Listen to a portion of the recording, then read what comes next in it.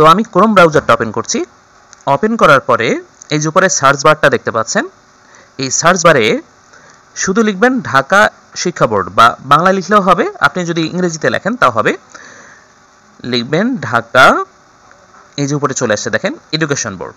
এখানে কোনো .com, এটা কম ওটা কম এই ধরনের কোনো কিছুই লিখলাম না, শুধু লিখলাম ঢাকা এডুকেশন বোর্ড। আপনি কিন্তু সরাসরি ওয়েব লিঙ্কটাও এখানে প্রবেশ করাতে পারেন। আমি এত কিছু না লিখে একজন সিম্পল ইউজার হিসেবে আপনি কিভাবে সহজে ওয়েবসাইটটা বের করতে পারবেন আমি সেই প্রসেসটাই দেখাচ্ছি। উপরে সার্চ বারে লিখবেন ঢাকা এডুকেশন বোর্ড, এরপরে এটা সার্চ করবেন। দেখেন সার্চ করার পরে এখানে এই যে একটা ওয়েবসাইট শো করাচ্ছে ঢাকা এডুকেশন বোর্ড, আপনি এখানে ক্লিক করবেন।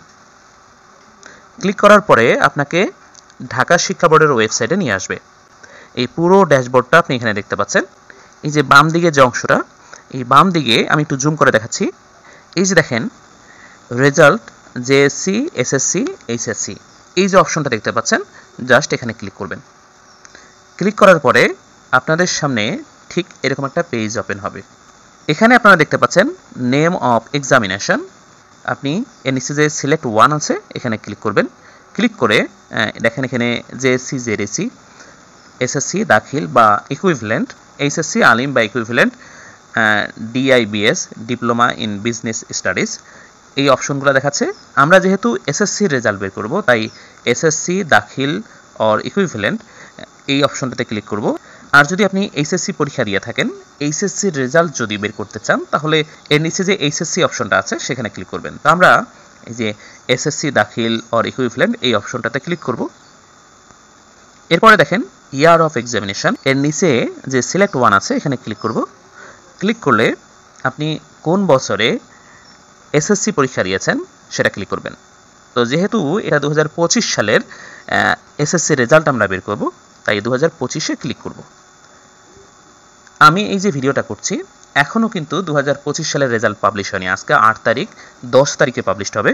যেহেতু এখনও পাবলিশড হয় নাই, তাই আমি যদি 2025 সালের রেজাল্ট বের করতে চাই সেটা কিন্তু সম্ভব নয়। এই জন্য আমি আপনাদেরকে পুরনো মানে আমার এসএসসি রেজাল্টটা দেখাবো।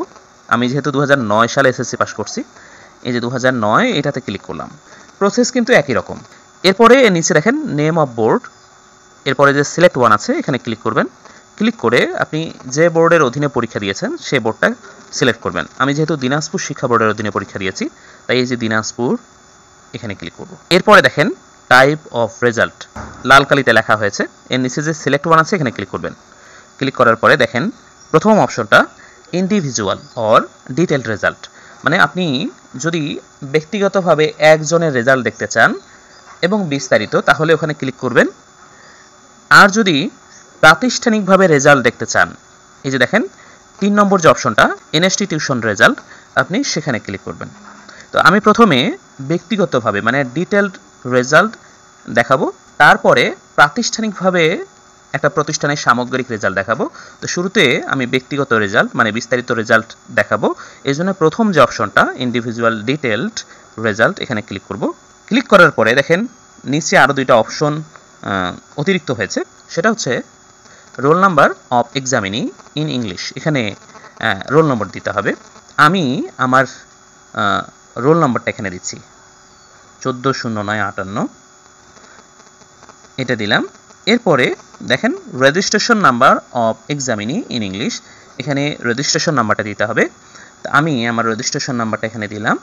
এরপরে দেখেন একটা ক্যাপচা কোড আছে, এই যে ছবিতে দেখেন এখানে 5947 দেখা যাচ্ছে স্পষ্ট। এই যে দেখেন সিকিউরিটি কি 4 ডিজিট ইন ইংলিশ। নিচে যে বক্সটা আছে এখানে লেখা আছে type the number visible on the, মানে এই যে উপরে যেটা নাম্বার দেখতে পাচ্ছেন এইটা এখানে লিখবেন। তাহলে এখানে আমরা দেখতে পাচ্ছি 5 আছে, 9 আছে, 4 আছে এবং 7 আছে। এটা দেওয়ার পরে এই যে ভিউ রেজাল্ট এখানে ক্লিক করবেন। ক্লিক করলে দেখেন খুব সুন্দরভাবে আপনার রেজাল্ট কিন্তু শো করছে। এখানে আপনারা দেখতে পাচ্ছেন আমার রেজাল্ট এখানে দেখাচ্ছে। আমি 2009 সালে পরীক্ষা দিয়েছি। হ্যাঁ, 2009 সালে। আপনি চাইলে এটা প্রিন্ট করতে পারেন, মানে এখানে তো ফোনের সাথে প্রিন্টার কানেক্ট করা সম্ভব নয়। আপনি যে প্রিন্ট অপশনটাতে ক্লিক করলে এটা পিডিএফ আকারে আপনার ফোনে সেভ হয়ে যাবে। এর নিচে কিন্তু আপনি কোন সাবজেক্টে কি পেয়েছেন তার বিস্তারিত আছে। হ্যাঁ, এটা আমি প্রিন্ট করে দেখাচ্ছি, মানে ডাউনলোড করে দেখাচ্ছি। এই যে প্রিন্ট অপশনটাতে ক্লিক করবেন, ক্লিক করলে এই যে দেখেন সেভ অ্যাজ পিডিএফ, আপনি এই যে ডান পাশে কর্নারে পিডিএফ লেখাটা দেখতে পাচ্ছেন, এটাতে ক্লিক করবেন। ক্লিক করলে আপনার ফোনে আপনি কোন জায়গায় রাখতে চান, এই যে নিচে দেখেন এটা সেভ বাটন দেখা যাচ্ছে, একদম নিচে ভিউ রেজাল্ট, এখানে ক্লিক করবেন, সেভ হয়ে গেল আপনার ফোনে। ঠিক আছে, এটা গেল ইন্ডিভিজুয়াল, মানে আপনি যদি একজনের বিস্তারিত রেজাল্ট দেখতে চান সেই প্রসেস। এবার একটু ব্যাক করলাম, আমি প্রাতিষ্ঠানিকভাবে একটা প্রতিষ্ঠানের রেজাল্ট কীভাবে বের করবেন সেই প্রসেসটা দেখাবো। আবারও সেই অপশনটাতে ক্লিক করলাম, ক্লিক করার পরে একই জিনিস আসলো, আমি একইভাবে এসএসসি সিলেক্ট করলাম, ইয়ার দেখাবো, যেহেতু 25 সালের এখনও হয় নাই, আমি 2024 সালের মানে এর আগের বছরের রেজাল্ট দেখাবো একটা প্রতিষ্ঠানের। তারপরে নেম অফ বোর্ড দিনাজপুরের, এরপরে টাইপ অফ রেজাল্ট, এখানে দেখেন আমি ইনস্টিটিউশন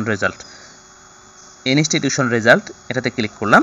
ক্লিক করার পরে একটা অপশন চালু হয়েছে, in number of institution in English, এখানে EIIN নম্বর দিতে হবে। তো আমি ওই যে প্রতিষ্ঠানের রেজাল্ট দেখাবো সেটার ইন নম্বরটা এখানে দিয়ে দিলাম। দিয়ে দেওয়ার পরে নিচে দেখেন একটা ক্যাপচা কোড দেখা যাচ্ছে, এটা হচ্ছে 9834, এই নিচে আমি ওটা লিখলাম 9834। লেখার পরে এই যে ভিউ রেজাল্ট এখানে ক্লিক করব। ক্লিক করলে দেখতে পাচ্ছেন result of SSC or equivalent examination 2024, এখানে print, download, view PDF result সবই দেখা যাচ্ছে। এখানে জাস্ট রেজাল্ট সামারি দেখা যাচ্ছে, রেজাল্ট সামারি। আপনি যদি চান এটা ডাউনলোড করতে পারেন এই অপশনটাতে ক্লিক করে, ডাউনলোড রেজাল্ট পিডিএফ। আর যদি প্রিন্ট করতে চান তাহলে প্রিন্ট অপশনে ক্লিক করতে পারেন। আর যদি আপনি এটা দেখতে চান, ডাউনলোড করতে চান না, তাহলে যে লাল যে অপশনটা ভিউ রেজাল্ট পিডিএফ এখানে ক্লিক করবেন। এখানে যদি ক্লিক করেন দেখেন এই যে রেজাল্টটা দেখা যাচ্ছে। এখানে আপনি জুম করতে পারেন এইভাবে, এই প্লাস আইকনে ক্লিক করে, তারপরে এভাবে আপনি ডানে বামে স্ক্রল করে আপনার প্রতিষ্ঠানের রেজাল্ট দেখতে পারেন। এটা হলো প্রসেস। আশা করছি সম্মানিত দর্শকবৃন্দ আপনারা বুঝতে পেরেছেন। এটা ঢাকা শিক্ষা বোর্ডের ওয়েবসাইটে গিয়ে দেখতে পারবেন। এছাড়া আপনি যদি আপনার ক্রোম ব্রাউজারে উপরে শুধু লেখেন এডুকেশন বোর্ড রেজাল্ট, তাও কিন্তু হবে। আপনি শুধু লিখবেন এডুকেশন বোর্ড রেজাল্ট, দেখেন আমার উপরে কিন্তু অলরেডি সাজেস্ট করেছে এডুকেশন বোর্ড results.gov.bd, এই ওয়েব লিঙ্কটা ওই সার্চ বক্সে লিখবেন। লেখার পরে জাস্ট সার্চ অপশনে ক্লিক করবেন। এই মুহূর্তে হয়তো সার্ভারটা জ্যাম, যার কারণে প্রবেশ করছে না, কিন্তু আপনি ঢাকা শিক্ষা বোর্ডের ওয়েবসাইটে গিয়ে সরাসরি আপনার রেজাল্ট বের করতে পারবেন। অনেক সময় এই ওয়েবসাইটটাতে সার্ভার জ্যামের কারণে সঠিক সময় রেজাল্ট দেখা যায় না। এই জন্য আমি সাজেস্ট করব ঢাকা শিক্ষা বোর্ডের ওই ওয়েবসাইটে গিয়ে আপনি যদি আপনার রেজাল্টটা দেখতে চান তাহলে খুব সহজে দেখতে পারবেন, কোনো ধরনের সাফার করবে না। সম্মানিত দর্শক, আশা করছি ভিডিওটি ভালো লেগেছে। সামনে এসএসসি পরীক্ষার রেজাল্ট, আপনাদের সবার জন্য শুভকামনা রইল। আপনাদের সবার রেজাল্ট যাতে প্লাস হয় আমি সেই দোয়া করছি এবং প্রত্যাশা করছি। এটা শুধু 2025 সালের জন্য নয়, এরপরে যতগুলো রেজাল্ট পাবলিশ হবে 2026-এ 27-এ, পরবর্তী রেজাল্টগুলোও প্রত্যেক শিক্ষার্থী, শিক্ষক এবং অভিভাবক একই পদ্ধতিতে তাদের রেজাল্টগুলো দেখতে পারবে। সম্মানিত দর্শক শ্রোতা, আজকের এই ছোট্ট ইনফরমেটিভ ভিডিওটি এখানে শেষ করছি। আপনারা সবাই ভালো থাকবেন, সুস্থ থাকবেন। দেখা হবে পরবর্তী ভিডিওতে। আল্লাহ হাফেজ।